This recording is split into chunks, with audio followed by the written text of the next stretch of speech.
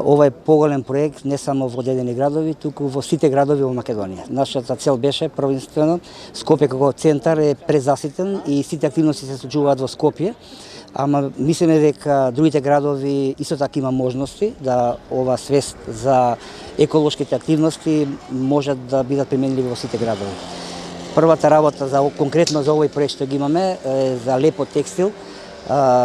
Првата цел беше да ги поттикнеме луѓето, иако луѓето имаа свест на соработка и на помош на своите граѓани. Првата цел беше да ја подигнеме свеста кај граѓаните дека онаа облека што ја имаат дома, а не ја носат, може да се искористи за понатаму да ја користат други социјални категории на граѓани.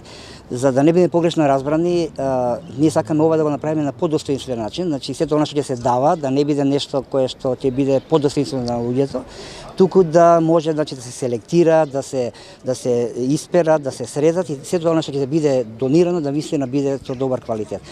Тоа е првиот дел. Вториот дел е да она што може да се распара, имаме квалитетни материјали, да се понатаму во нашите работилници обучуваат кадри на социјалната категорија на луѓе, за да можат да се произведуваат одредени ракотворби кои што понатаму во гифшопови и одредени места со организирање на одредени активности, тие истите се продаваат и повторно влезат во средствата во процесот на социјалната помош за одредени категории на луѓе.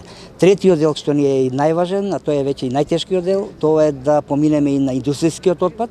Знаеме дека единствено тој отпад немаме организирано селектирање и употребување, да биде, значи последната цел ни е да направиме центар за рециклирање на текстилниот отпад кој што ќе се користи понатаму во индустријата, значи за одредени изолацијски материјали, зашто ова искуство ги имаат во многу земји кои што имаат проблем со ваков тип на отпад. Кога е веќе за ова и тој дел, значи треба одредени промени во законската основа што се во Македонија. Верувам дека ние како АДРА и сите други организации кои што имаат цел да изживееме во поеколошко општество, дека законите што треба да се донесат, владата да ги донесе во наредниот период, а тоа е значи за социјалните предпријатија, за откуп на индустријскиот отпад текстил. Знаеме дека сега многу компании не можат да го донираат затоа што имаат обврски да го уништуваат.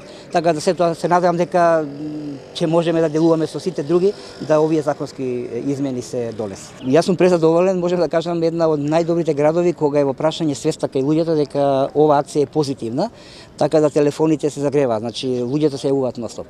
Граѓаните во Струмица ќе донираат денеска во текот на целиот ден, со тоа што ние поставуваме и контейнер за каде што ќе можат граѓаните и од денеска па понатаму да донираат облека која што е за користење, но сепак повремено, зависно од количините, зависно од активностите, би ги повторувале на одреден период, но пред се ќе гледаме со контейнерите да го покриеме и овој дел, за да можат граѓаните кога да имаат потреба да можат да донираат.